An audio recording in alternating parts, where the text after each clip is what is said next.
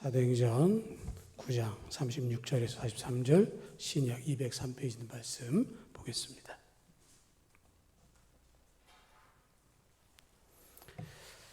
요빠에 다비다라 하는 여제자가 있으니 그 이름을 번역하면 도르가라. 선행과 구제하는 일이 심히 많더니 그때의 병들어 죽음에 시체를 씻어 다락에 누이니라.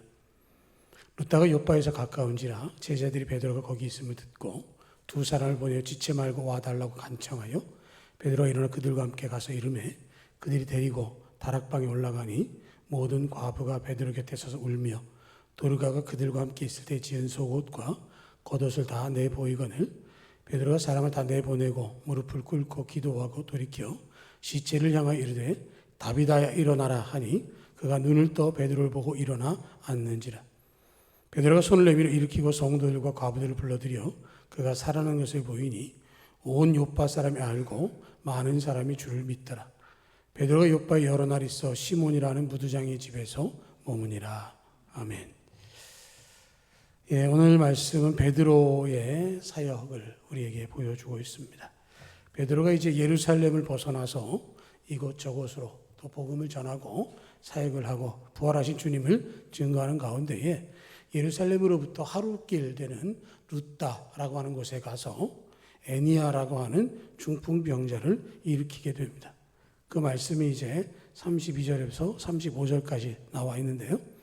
그가 중풍 침상 위에 누운 지 8해가 되었던 그 애니아를 예수 그리스도께 너를 낫게 하시니 일어나 내 자리를 정돈하라 하는 말씀과 함께 그가 일어났고 루다 그리고 그 근교에 있는 사론에 있는 사람들이 다 그를 보고 주께로 돌아왔다라고 되어 있는 것이죠.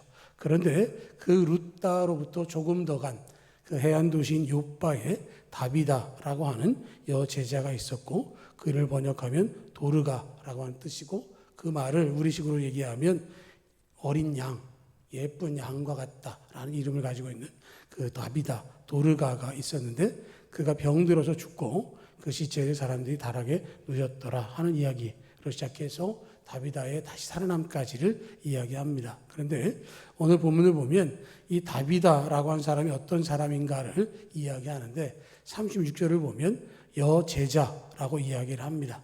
성경 가운데 제자 그러면 보통은 남자들을 의미하고요. 또 여자에게 제자라는 이름을 붙이는 것은 상당히 이례적이기도 하고요. 그래서 그렇게 생각해 보면 여제자라고 말할 정도로 그 사람은 신실한 그리스도인이었다라고 하는 것이고요. 예루살렘을 벗어난 요빠에서 그리스도인으로 산다라고 하는 것은 그만큼 쉽지 않은 일임에도 불구하고 그걸 했고 또 하나는 그가 살면서 선행과 구제하는 일이 심히 많았다라고 이야기를 합니다. 많은 사람들이 다비다의 죽음에 대해서 안타까워하면서 베드로에게 그가 지은 속옷과 겉옷을 보여주면서 안타까워했다라고 되어 있고요. 그가 선행과 구제가 심히 많았다라고 하는 말을 영어 성경에서는 항상 그렇게 살았다라고 이야기를 합니다. 그러니까 일상이었다는 거죠. 언제 한번 기회가 돼서 하고 하는 것이 아니고 연말 연시가 돼서 하는 게 아니라 그냥 그가 생활 가운데 늘 그렇게 살았고 그의 주변에는 과부들이 많이 있었다라고 하는 것이죠. 자신들이 힘으로 살아갈 수 없는 그런 사람들을 공개하는 일을 이 다비다가 앞장서서 했다라고 하는 것이고 오늘 보면 핵심처럼 40절과 41절에서 그가 죽었다가 다시 살아나게 되어졌죠.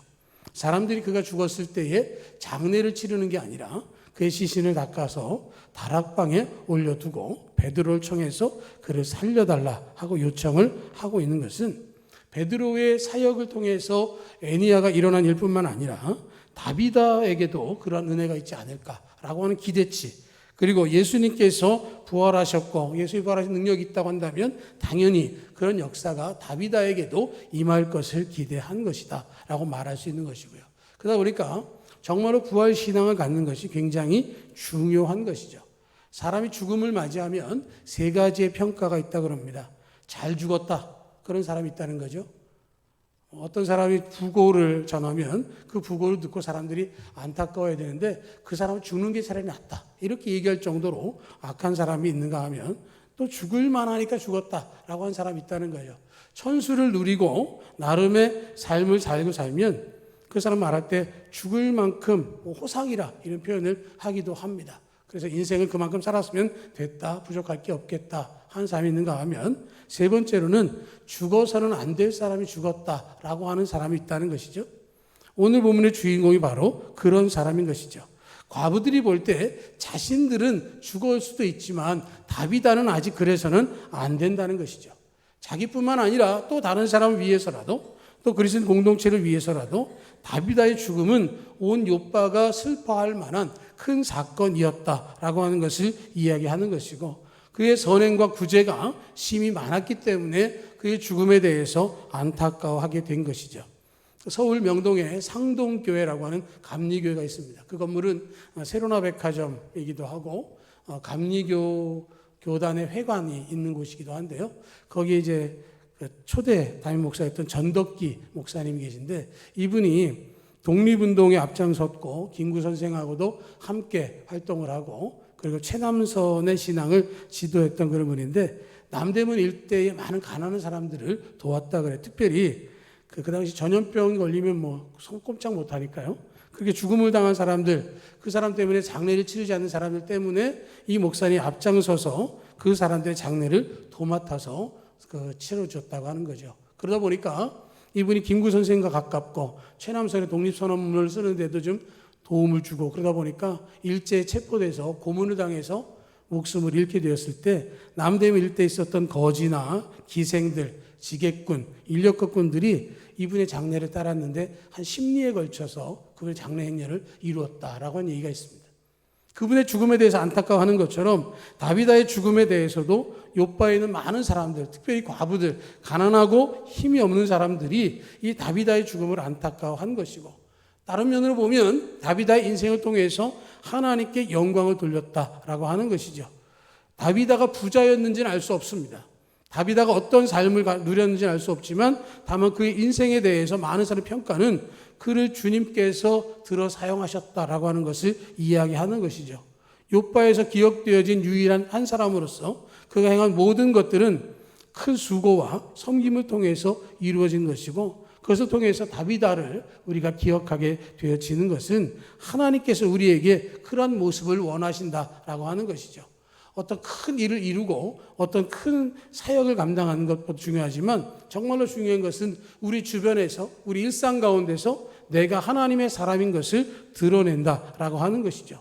그래서 사도 이 다비다는 다른 사람들보다도 더 부활의 신앙을 가졌다라고 말할 수 있는 것이죠. 내가 주님을 따라서 다시 부활할 것이다 라고 하는 믿음을 통해서 이런 삶을 살아가고, 내게 주어진 것을 통해서 또 다른 이에게 섬김을 통해서 주님을 나타내는 것은 바로 이런 신앙을 가지고 한 일이다 라고 할 수 있는 것이고요. 두 번째는 이 욥바에 있는 이 성도들도 부활의 신앙을 가졌다라고 말할 수 있는 것이죠. 우리나라하고 다르게 유대는 장례를 빨리빨리 치릅니다. 날씨가 무더우니까 시신이 부패하기 쉽고, 그래서 장례를 가능하면 빨리 치르는 것이죠.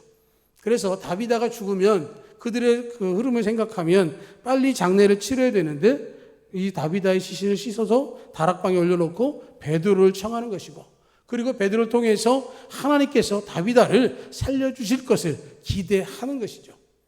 애니야가 치유된 사건 속에서, 그리고 베드로가 안진병을 일으키고 예수님과 함께 3년을 지나면서 죽었던 나사로도 살렸던 그 사건을 생각해 본다면 그것이 가능할 거라고 하는 믿음으로 베드로를 청한 것이고, 이 기적은 주님께서 역사하신 것이고, 그 일을 위해서 욥바 성도들의 믿음의 고백이 있었다라고 하는 것이죠. 하나님은 살아계신 하나님이시고, 그 안타까움에 대해서 외면하지 아니하시고 역사해 주시는 것이고요. 그래서 베드로를 불러서 그 모든 상황 가운데 살려 주셔야 될 만한 그런 요건을 주장하고 간구하는 것이죠. 그래서 우리의 삶 속에서 이런 절망적인 상황이 온다 할지라도 낙심하거나 절망하는 것이 아니라 주님의 부활과 그것이 우리의 소망으로 다가올 것을 기대해야 된다라고 하는 것이죠. 그래서 이 다비다의 신앙, 욥바 성도들의 신앙에 덧붙여서 부활 신앙을 가진 베드로가 그곳에 합류하게 되어지는 것이죠. 38절에 보면 베드로가 거기 있음을 듣고 두 사람을 보내 지체 말고 와달라고 간청하여 베드로가 일어나 그들과 함께 갔다라고 이야기를 하고 있습니다. 루다의 베드로에게 찾아간 두 사람이 다비다의 이야기를 할 때 지체 말고 와달라 라고 말했을 때에 베드로가 지체하지 않고 그 자리에서 일어나서 그들과 함께 갔습니다.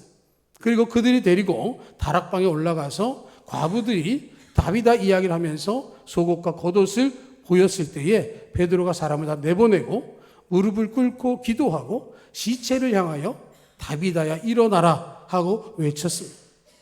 그들이 와서 다비다의 상황을 얘기했을 것이고 죽은 시체를 어떻게 하고 있다라고까지 이야기했을 것입니다. 만약에 일반적이었다고 한다면 베드로는 굳이 안 가겠다고 할 수 있는 것이죠.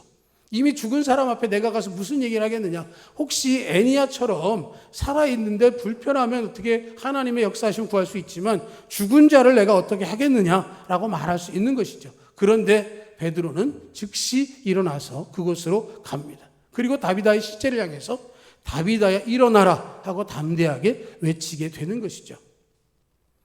예수님께서 그 회당장의 딸 야이로의 딸인 소녀를 일으킬 때 달리다 굼 한 것과 같이 베드로도 이 다비다를 향해서 달리다 굼을 하고 있는 것입니다. 아픈 사람이 아니라 죽어서 다락방에 누워있는 시신을 향해서 일어나라 하고 명령을 하고 있고 그가 눈을 떠서 베드로를 보고 일어나 앉았습니다. 예수님의 부활을 경험했던 그들이 이 다비다의 다시 살아나는 모습을 보게 되어지고 그 모든 것들의 고백은 사도행전 3장에서 말하는 것처럼 은과 금은 내게 없거니와 내게 있는 것을 내게 주노니 나사렛 예수 그리스도 이름으로 일어나 걸으라. 다른 모든 것과는 관계없이 오직 예수 그리스도 이름으로 그 역사가 일어나는 것이고 그 역사를 통해서 주님의 부활을 경험케 되어지는 것이죠. 빌 존슨이라고 하는 분이 기적의 삶에 다가가라 하는 책을 썼습니다. 거기에 보면 청소기를 파는 그 세일즈맨이라는 얘기가 나오는데요. 두 사람이 있는데 한 사람은 청소기를 소개한다는 거예요. 이 청소기는 최신품이고 미세먼지까지도 빨아들이고 소음도 크지 않고 청소 걱정할 일 없습니다 하는 사람이 있는가 하면 또 한 사람은 똑같은 이야기를 한 다음에 전원을 넣고 그것을 작동시켜 본다는 것이죠. 그러면서 과연 누가 더 장사를 잘했겠느냐 그 이야기를 하면서 그것을 작동해 본 사람이 훨씬 더 많은 판매를 얻었다. 이렇게 이야기하는 것은 우리의 신앙에도 똑같다는 얘기를 하는 것이죠. 많은 사람들 앞에서 하나님을 이야기하고 하나님 믿으면 어떻다까지만 하는 사람들이 많다라고 하는 것이죠. 그런데 정말로 중요한 것은 그런 그 하나님을 내가 믿었더니 내 삶이 이렇게 달라졌다라고 하는 고백을 하는 사람이 굉장히 중요한 것을 이야기하는 것이죠. 그러니까 오늘 말씀 속에서 다비다나 욥바의 성도들이나 그리고 베드로와 같이 예수님에 대해서 아는 것뿐만 아니라 그 체험된 것이 증거되어지는 그 역사가 분명하게 나타나야 하는 것이고 그 일을 통해서 41절을 보면 베드로가 손을 내밀어 일으키고 성도들과 과부들을 불러들여 그가 살아난 것을 보이니 온 욥바 사람이 알고 많은 사람이 주를 믿더라. 이미 욥바에서는 다비다는 유명한 사람이었는데 그가 죽은 것도 알고 있었는데 그 욥바에서 다비다가 다시 살아났다라고 하는 것이죠. 이 날짜가 얼마나 되는지 알 수 없지만 죽은 것이 명확했고 시신을 씻어놓은 것까지도 알았던 많은 사람들은 그를 통해서 예수 그리스도를 믿는 역사가 일어나게 되어졌고 베드로는 욥바에 머무는 동안에 무드장의 집에서 머물러 있을 때 그냥 머물렀겠습니까? 사람들이 베드로를 찾아와서 그 이야기를 들었을 것이고 베드로를 통해서 예수 그리스도의 그 공생애를 통해서 이루셨던 모든 말씀들을 그들이 경험하게 되어졌을 것입니다. 주님의 음성 앞에서 부활의 신앙을 가지고 살아가는 것은 한순간 지나가고 기념하는 것을 넘어서서 우리의 삶 속에서 언제나 주님이 살아 역사하시고 주님의 은혜 가운데 있음을 통해서 복음의 증거가 우리 안에 나타나고 그 삶이 우리 안에서 입술로의 고백을 넘어서 삶으로 증거되어져서 많은 이들이 예수를 만나는 진정한 부활의 증인되는 우리가 되기를 주의 이름으로 축복합니다. 아멘.